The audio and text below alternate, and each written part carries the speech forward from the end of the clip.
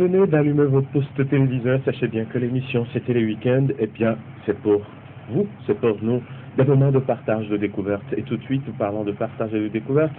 Nous allons faire de l'éducation et de l'éducation routière cette fois-ci.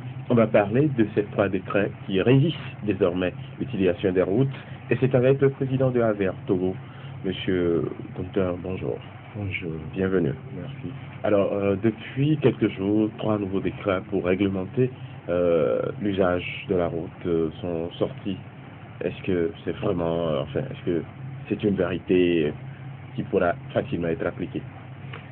Oui, je voudrais remercier d'entrée la chaîne LCF pour cette opportunité qu'elle nous offre encore de partager avec nos populations ces notions de prudence et éducative sur les routes. En effet, le 27 novembre dernier, à l'issue du Conseil des ministres tenu ici au Togo même, il a été pris un certain nombre de décrets portant interdiction de téléphone au volant, port obligatoire de la ceinture de sécurité et port obligatoire également du casque et pour le conducteur comme pour le passager sur les engins à 2 roues en fonction.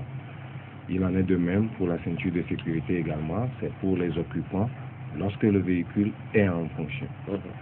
Et donc, c'est pour nous l'occasion de remercier les autorités pour cette prise de conscience et d'attirer l'attention des usagers et des populations en général sur le fait que ce n'est pas du bluff et que ce ne sont pas des décrets dont l'application est impossible ou serait impossible. C'est des réalités et il y aura tolérance zéro le moment venu parce que pour nous comme pour les autorités, il y a une vocation, c'est de protéger la vie humaine. Qu'elle soit nôtre ou qu'elle soit à des tiers, nous avons vocation à les protéger. C'est d'ailleurs une responsabilité régalienne de l'État et l'État va s'engager à assumer. Mais là, est-ce qu'on ne voit pas dans l'application de ces décrets le retour des fautes de l'ordre sur les routes et puis est-ce que ceci d'un point de vue général, ne serait pas, nous sommes quand même des humains, ne serait pas une nouvelle fois des sources de raquettes? Bon, il faut dire que c'est là l'inquiétude de plusieurs personnes, du moins qui ont déjà eu connaissance de ce code ou de ces décrets. Et je dirais que chacun sera dans son rôle. S'il faut que les forces de l'ordre viennent, ils reviendront. Et ce que je peux déjà commencer par dire, c'est que des dispositions sont en train d'être prises au niveau de la hiérarchie même de cette corporation, de façon à ce que les choses se fassent dans les règles de l'art. Et donc, lorsqu'elles reviendront sur les routes, je crois que les choses ne se feront plus comme ça se faisait. Pour ceux qui craignent les raquettes et consorts, je pense d'abord qu'il va de soi qu'il ne faudrait pas alors attendre que les forces de l'ordre vous interpellent pour vous offrir ou pour vous mettre dans les bons comportements. Et cela pourrait nous éviter ces petits problèmes. Je crois que, comme nous le disons, il faudrait que chacun prenne conscience et que chacun joue sa partition, comme le dira l'autre. D'accord. Prendre conscience et jouer sa partition, c'est par exemple, déjà avoir le casque, le porter, ou bien c'est juste avoir le casque sur soi, parce qu'on voit certaines personnes, ils ont le casque, mais on l'accroche peut-être au phare ou on l'accroche au rétroviseur de la moto. Oui, ça c'est ce que j'ai dit également, sans vouloir porter préjudice à qui que ce soit. J'ai dit, sur une moto, les têtes intelligentes se protègent. C'est la moindre des choses. Quand vous aimez votre corps, vous aimez votre vie, la moindre des choses, c'est de protéger la tête. Vous savez, la tête est la seule partie du corps aujourd'hui qui résiste à la technologie médicale. On pourra vous transférer dans n'importe quel hôpital.